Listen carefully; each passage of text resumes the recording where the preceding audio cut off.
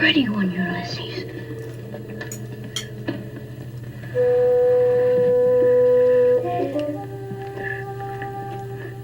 There it is. Hello BookTube, I'm Sean the Book Maniac. Welcome back to my channel. Here I am with another In Other Words. This is an occasional series where I talk about interesting vocabulary and expressions and grammatical patterns that I find when I'm reading. I am not an expert in these matters. I just like going down Google, Wikipedia, and etymological dictionary rabbit holes, and I'd like to share with you what I find. So let's get started. I think I have 3 books. I haven't counted. Maybe 3 books I'm going to share some stuff from. The first one is just one expression from this gorgeously dust-jacketed novel from 2019, The Familiars by Stacey Halls. Unfortunately, the compliments stopped there. I bailed early on it, but not before I found one expression that I didn't know. French farthingales. Once I Googled it and looked at pictures, of course I have seen them many, many times, but I had never known the word. That is the farthingale, often called the French farthingale, is that underskirt which is expanded by a series of circular hoops that increase in diameter from the waist on down. The fashion originally didn't start in France, started in Spain, and then spread to the rest of Europe from the late 16th century. The frame was made of whalebone, wood, or wire. I'll put a bunch of pictures up here. It continued in most European royal courts until 1620.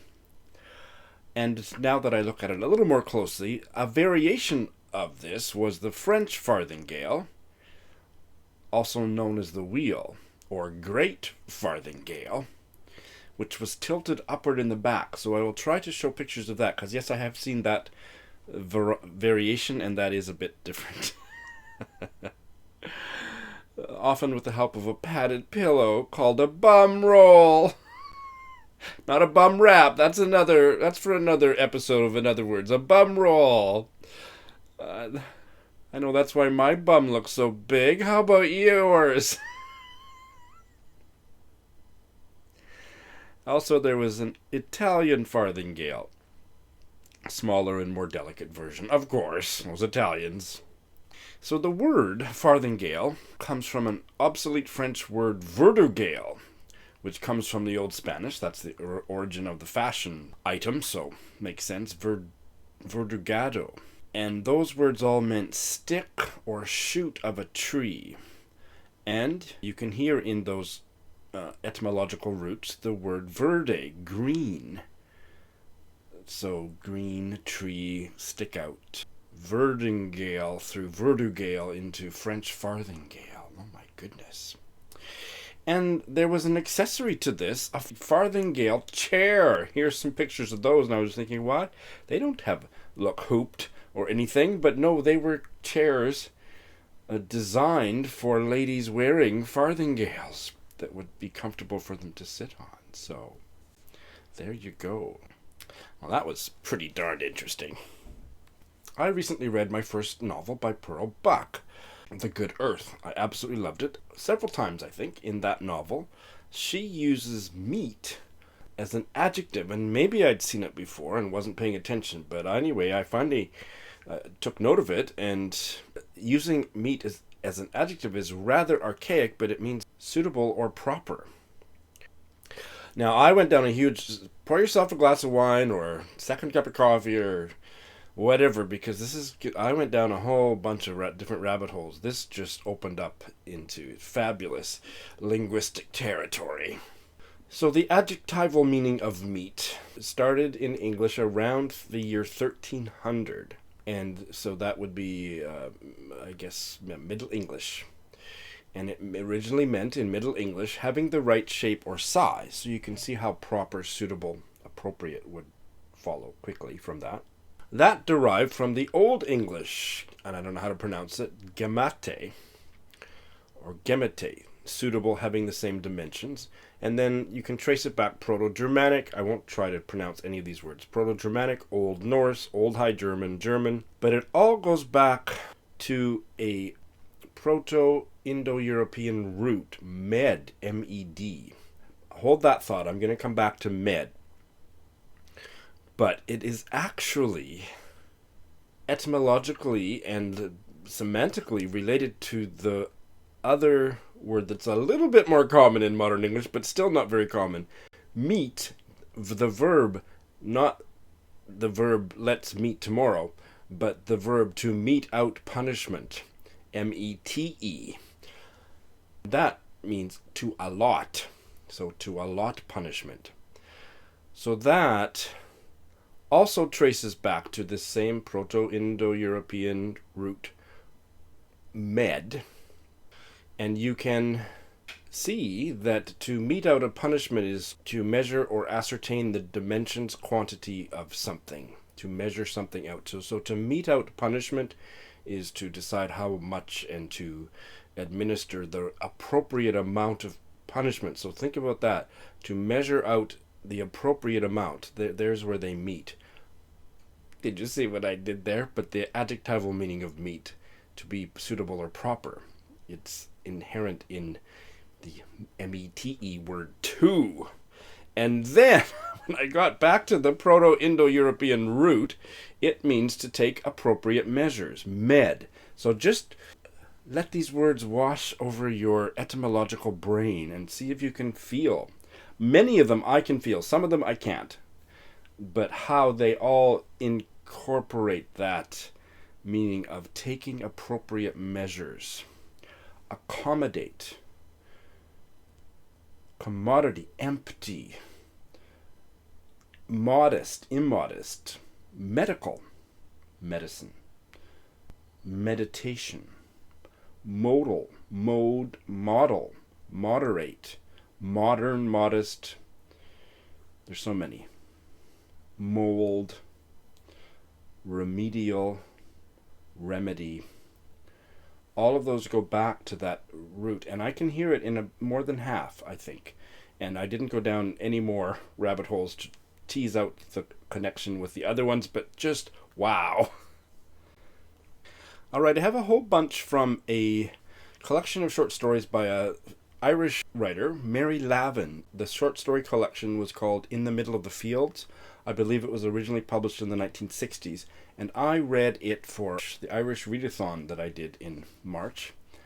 And sadly, I didn't enjoy the collection. There was maybe one that I quite liked, and the rest didn't like at all. But there was a lot of interesting vocabulary, so thanks, Mary, for all the great vocabulary. Too bad about the stories. Sward. So this is spelled like sword, but with an A, and the W, unlike the weapon, the W is definitely there. Sward. And there's a sentence in the Lavin collection.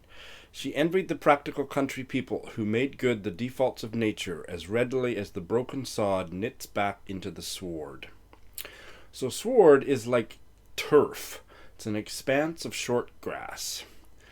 In agricultural context, it's the upper layer of soil, especially when covered with grass. Sward.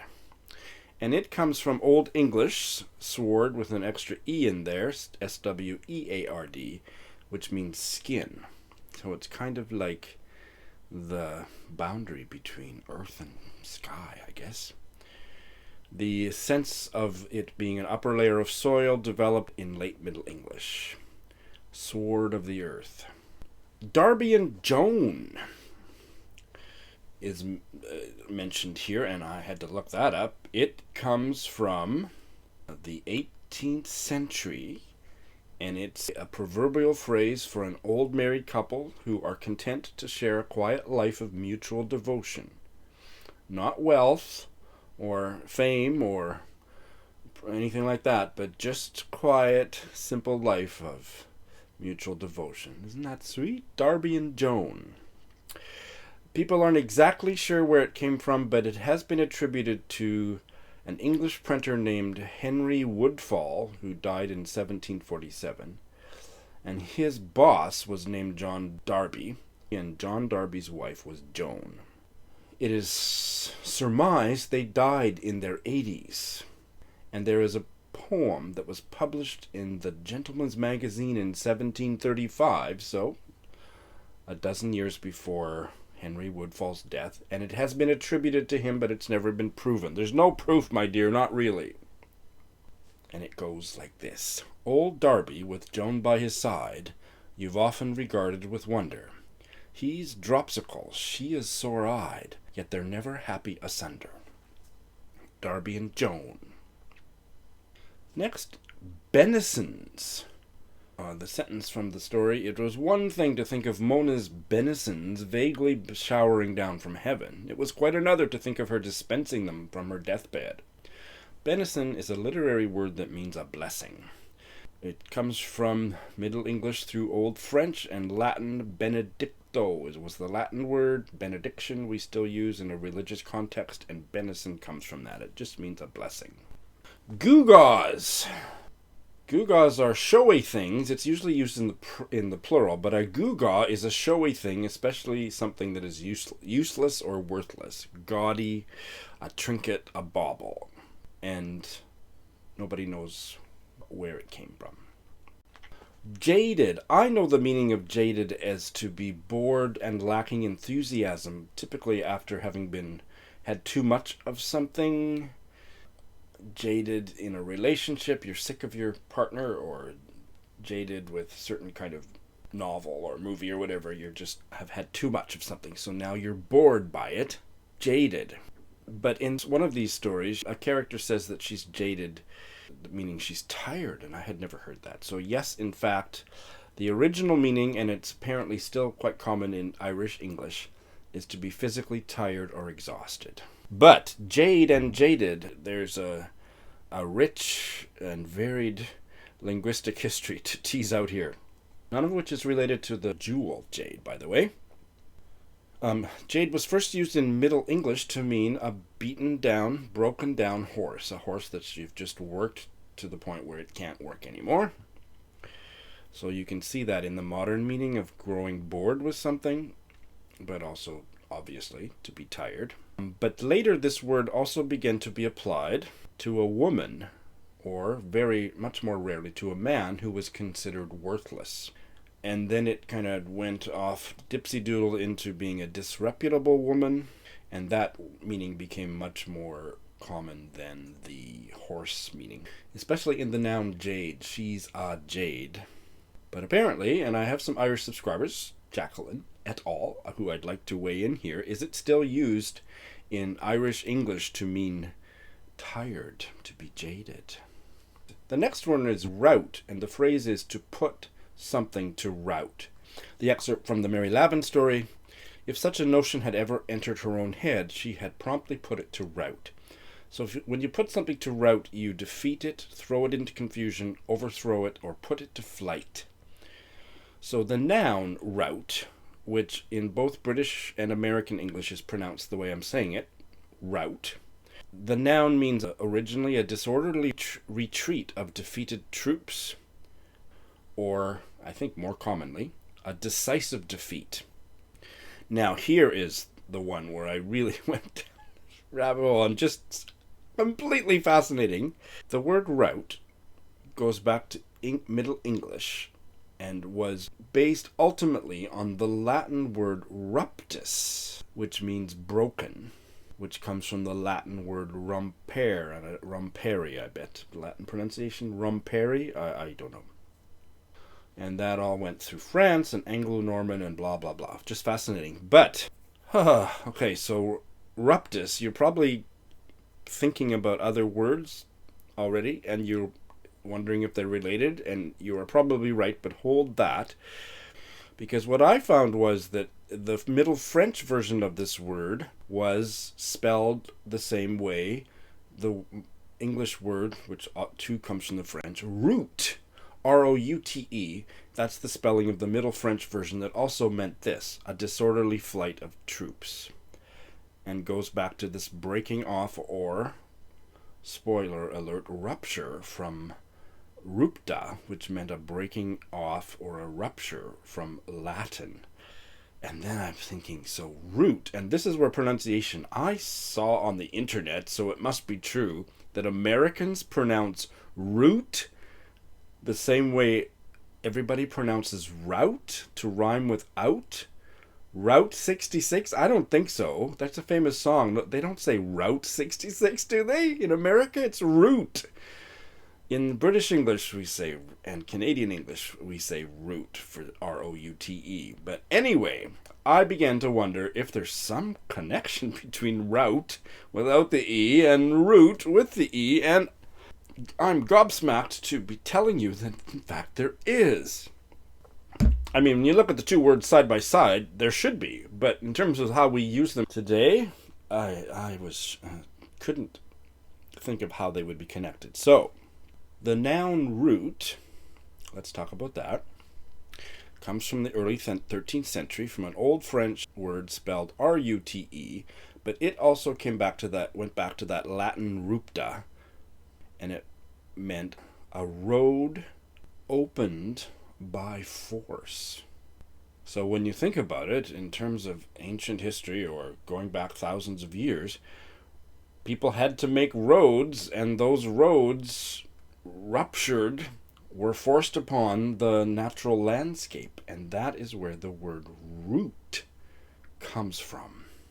It came to mean more modernly a fixed or regular course for carrying things like a mail route, and that just was an extension. Also the customary path of animals, and they would also have to break a path, and that comes from rupta, which also gives us rupture. So rout, defeat, route, defeat the wilderness by breaking a path through it for a road, and rupture. So rupture, originally in English, and still today, can have a medical meaning, but originally it was solely a medical English, and it came from this same ruptura, or rupta, breaking an arm, a leg, a fracture, and going back to rumpere, to break.